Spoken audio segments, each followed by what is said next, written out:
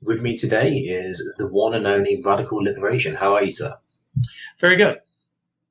So you have the express pleasure of being, I think, one of the only, if not the only person to speak at all four events that Shieldings has put on with this. That's not quite right. That's not quite right. So I have had quite a bit of involvement. The first event was in the UK, and I was not there, but I edited the book from it. So I ended up extremely familiar with the talks as a result of that. Then I attended and spoke at the first US event, the second UK event, and now I'm scheduled to speak at this second US event. So I haven't been at all four, but I have been involved in all four. Heavily involved. So what has been your main takeaway from these events then? Why should people be turning up? Right. So I want to be careful here because I am not going to, it's going to be a very light tease on what I'm going to say because I have a lot of work to do on my actual talk. We're still a bit of ways from the conference. Instead, I wanted to talk a bit about the mindset I have coming into this because of my involvement and attendance at previous events. So let's see. Okay, excuse me. I forgot to do something to make it stop beeping at me all the time. Okay. Now that distraction's away. Yeah, so I would say that I've been really impressed by what I've seen, I think in particular when attending the events. The one over a year ago in the US and then the one late summer, I guess it was, Maven, in the UK. I was really impressed by what I saw. I would go so far as to say a little bit surprised. Surprised in what sense? Well,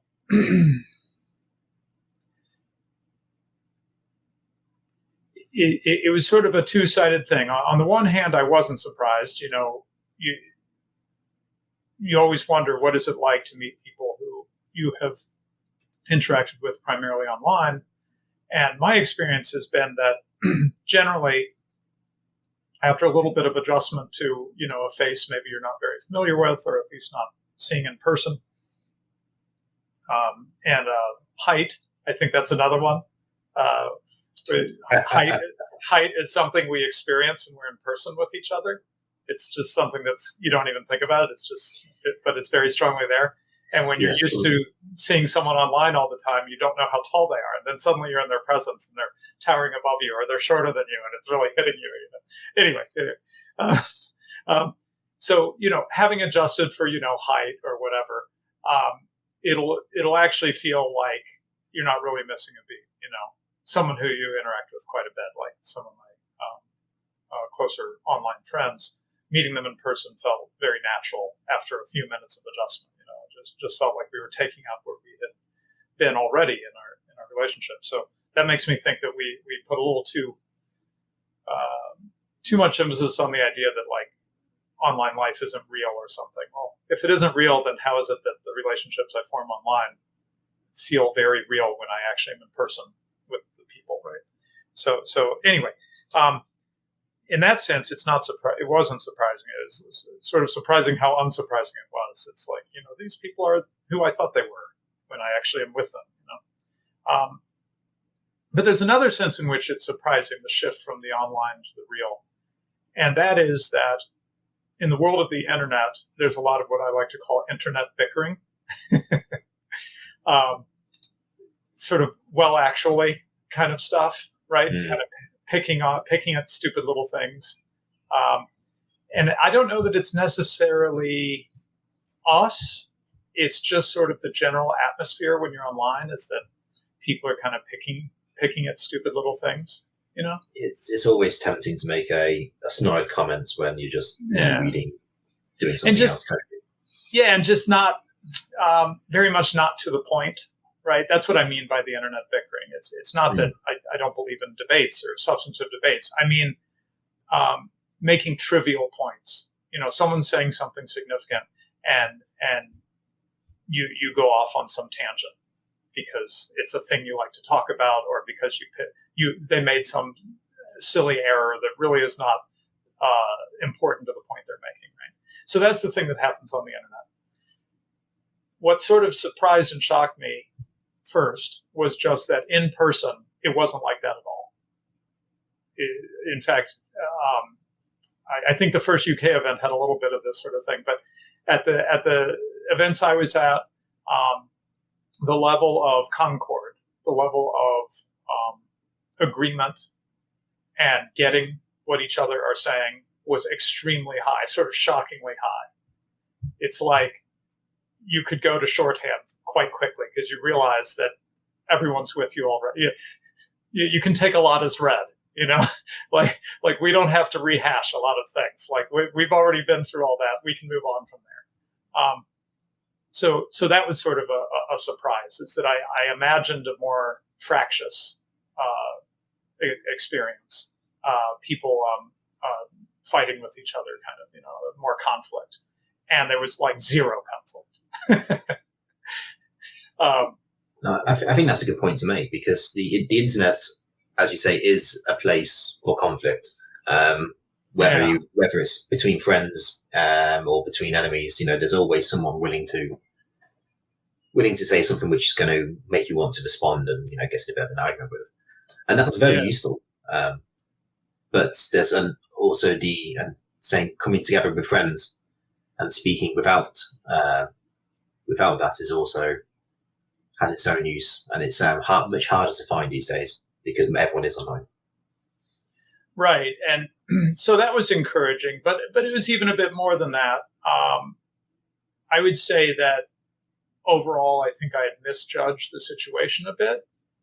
I realized after attending these in-person events. And what I mean by that is not that I've misjudged the broad situation, sort of the political situation, the situation with the general public. I mean, I misjudged the situation that matters, because as Academic Agent has taught us, what matters are the organized few, not the disorganized many, right? So the state of the sort of the dreadful state of the situation we're in broadly in regards to our enemies, I think I still feel the same about that. The state of the broad disorganized mass, I still feel the same about that. But the state of the organized few, us, that I had misjudged. And I now think we're farther along than I had originally thought before attending these events. And so that is broadly what's affecting my thinking as I go into this next talk. I think I was more tentative and cautious, especially in my talk at the US event, my first time speaking at one of the events.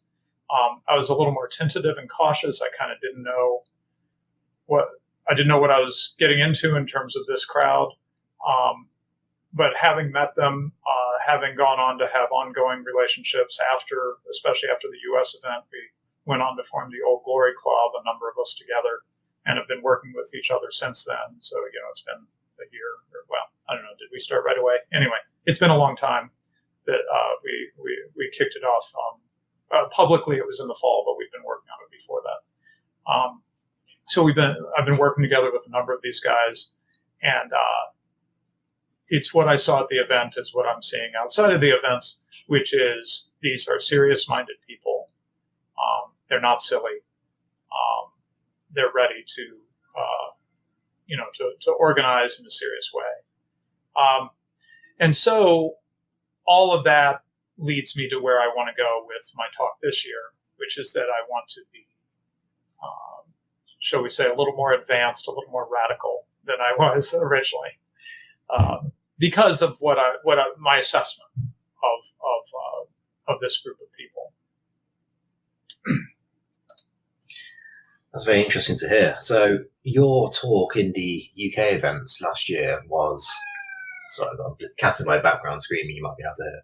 Your talk at the events in the UK event, your talk at the UK event last year was very popular when we put it online. It was very well received. So I think that should give people an indication of the type of quality of talk which can be expected at these events, because you weren't by any means the only good talk. Right. When you say more radical, do you mean more radical than this talk, which people can find, or do you mean more radical than what you were saying at the US? Well, I would say, number one, just a note, Maven, maybe you could link to my UK talk when you share this. Absolutely. So that people can have context. Because I think part of what we're doing is we're just trying to be informative for people here, so they can have a sense of, what they would be getting into coming to one of these events. So I think seeing my talk from last year is a good way to get a sense of that, as well as everything I've been trying to very honestly share with you here.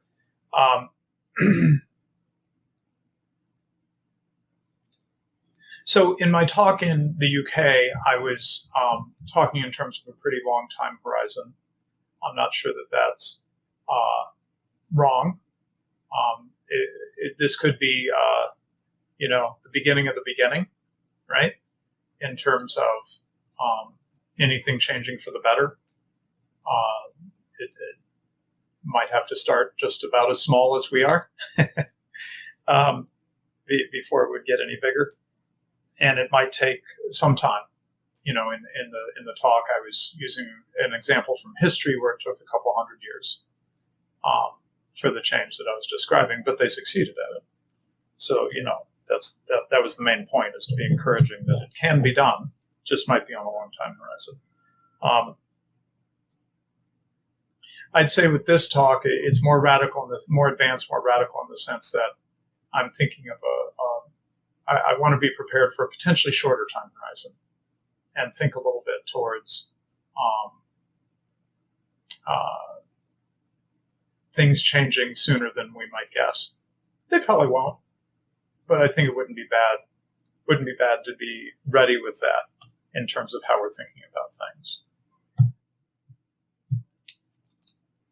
Okay, great. I'm sure that will interest a lot of people. Do you want to give people a few teasers to what you're planning on speaking on and the actual topic? Yeah, so the title I'm going with, if the organizers don't object, is God's Justice, Swift and Sure. And there's a couple reasons. One is that though it's implicit, I think, to everything we talk about, I've been surprised at how the issue of justice is not particularly explicit. Now, there's perfectly understandable reasons for that. One of them is that the word justice has been subverted by tacking the word social on the front of it. As Hayek explained, social is a weasel word. It sucks the meaning out of the word that it's put in front of. So justice, which is a perfectly traditional, ancient notion, gets destroyed by making it into social justice, which is nothing like traditional justice. As we know, it's in fact just about the very opposite, right? Social justice, in fact, might be a good way to good synonym for injustice. Yes, indeed. Yeah. So I would like to focus on the issue of justice from a number of angles. I'd like to, with my talk, try to get it a little more foregrounded as a topic, get it to be something that we are thinking about and talking about explicitly. I see it implicitly all the time. People will say, look at this thing here, this is terrible. Well, what are they really saying? Part of what they're saying is this is unjust. What's being done here is unjust. And we wish for justice, right? We wish that justice were being done in these cases. I'd like to get this to be more of an explicit topic that we're talking about, get sort of on the table. And then, of course, I have my own thoughts about justice. Some of the historical perspectives on it, When you say people are seeing things all the time which they are outraged about, and really what they're saying is this is unjust, are you thinking of specific outcomes, or are you thinking of, say, unjust laws and unjust legal systems? Um, I guess I'm most explicitly thinking of particular events that happen. And, I think sometimes these observations are too easily dismissed as talking about hypocrisy, right? Which it's sort of widely understood in our circles that telling the left, for example, or the deep state that they're hypocrites, pointing out to them that they're being hypocritical is not a useful exercise, right? Mm-hmm. We all know this now. Don't waste your breath. But I think sometimes when these sort of what could be dismissed as hypocrisy is better understood as saying, look how clearly unjust this is. In this case, this was done. In this other case, in this case, this terrible punishment was visited upon these people. In this other case, they basically got off scot-free. And this does not make any sense from the perspective of justice, right? So that's where I think some of these sort of concrete situations where we're comparing how one person is dealt with versus another person, or one situation versus another situation, it's really a conversation about justice that is sometimes confused as being about pointing out hypocrisy, right? Can you expand on that any more without ruining your speech? Just because I think it's a very subtle point you're making, potentially an important one. But if you're saying on one hand, this person X was dealt with in this way and person Y another, what's the difference between pointing out injustice and hypocrisy, essentially? Yeah, so I think we can feel it in our gut, right? To point out that, our enemies are hypocrites because they help their friends and hurt their enemies. We can feel, not only have we sort of learned it intellectually, but we can just feel in our gut that this is not a very strong point to make against them, right? They're going to shrug their shoulders, There's going to be very little power in this to point out hypocrisy. Imagine if the shoe was on the other foot. Yes, imagine if the shoe was on the other foot, and they're like, I don't care, right? Yeah, they're just like, it's not on the other foot, I don't care. Yeah, it's not. Yeah, right. So that's really weak tea. On the other hand, I think to point out that something is unjust, that something they're doing is unjust, feels deeper and stronger. It's more deeply rooted. As I said, justice is not some newfangled 20th century idea.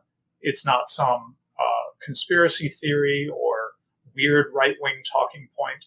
Justice is ancient. It's found throughout all societies. It is traditional in the capital T Evolian sense, and of course, from my point of view as a Christian, it's rooted in the very nature of God himself. So it goes as deep as you want to go when you start talking about justice. So in contrast to pointing out that, that's hypocritical for you guys to do that, to say it is unjust what you are doing, I think it's a much more powerful statement.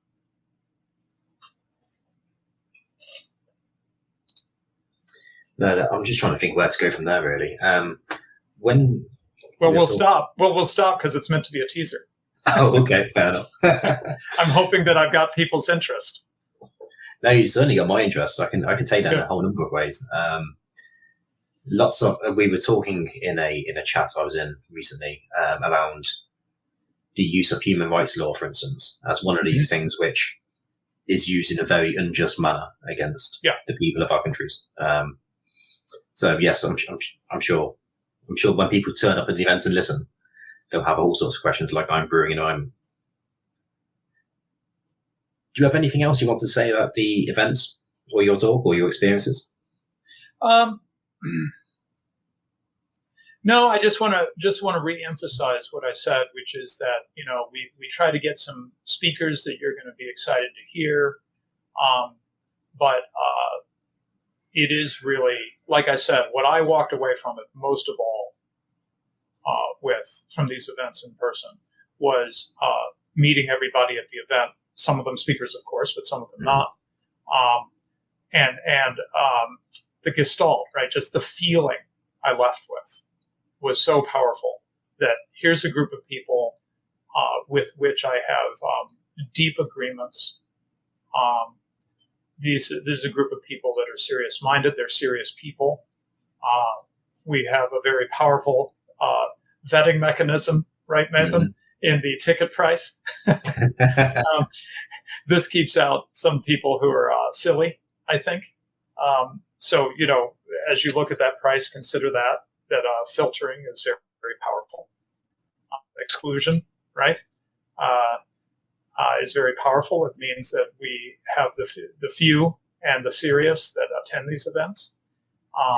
It isn't just anyone who has a passing whimsy to think of themselves as right-wing. These are people who are, in my experience, people who have been thinking, reading, debating for years. They already know all the things that you've been thinking about. They've been thinking about them too, right? And it is really a great experience, a really encouraging experience. I would say that is one of the big things I took away from, was kind of a big white pill.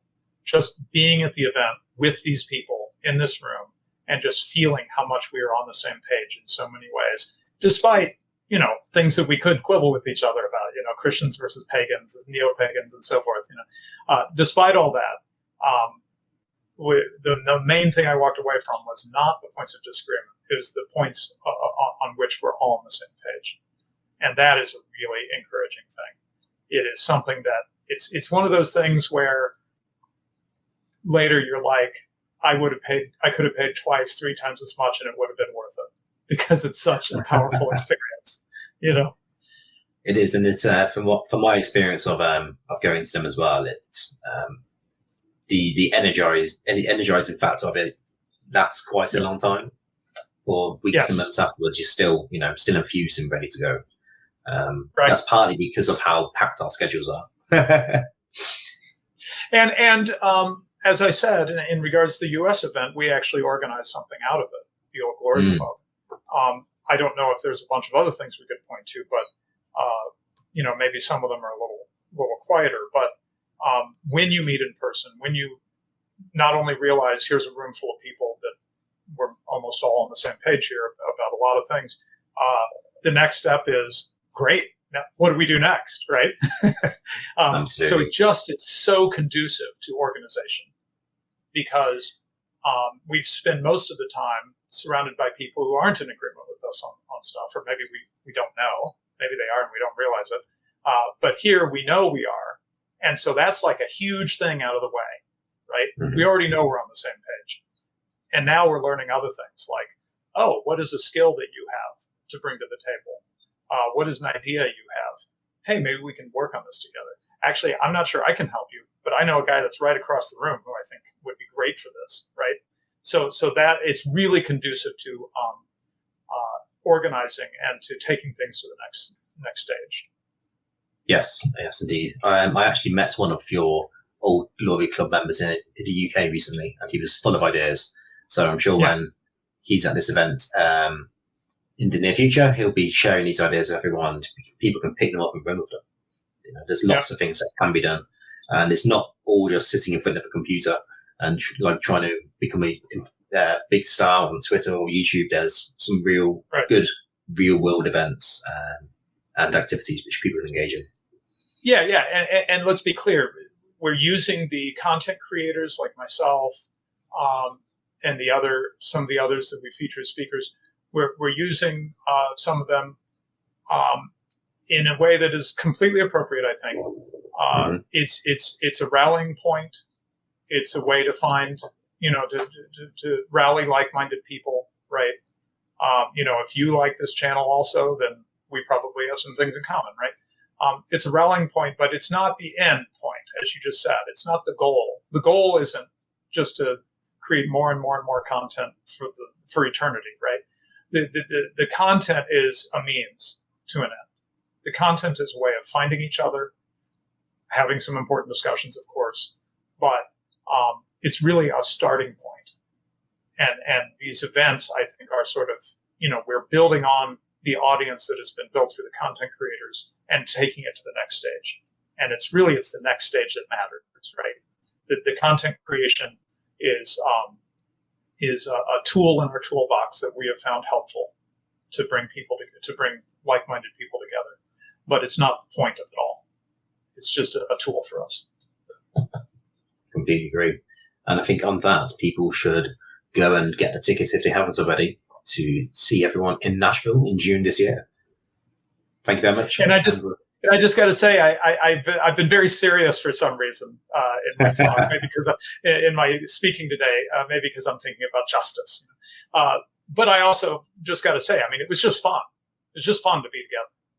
You know, to hang out late into the night and talk with people you'd never met before, and it was just a great time. You know, so yes, it's serious-minded in the people in the sense of being not silly people, right? But not in the sense of being dull or boring people. Quite on the contrary, fascinating, interesting, wonderful people. I mean, I just wish I can think of multiple people. I'm thinking of Panama Hat right this moment, who I would have happily just spent the whole weekend just with him. You know, never mind everything else that happened. And there were others where I wish I could have just had the whole weekend just me and them the whole time. You know.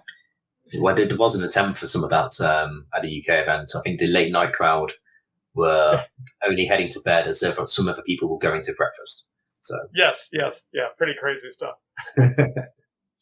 All right, wonderful. We'll speak to you in June. Enjoy.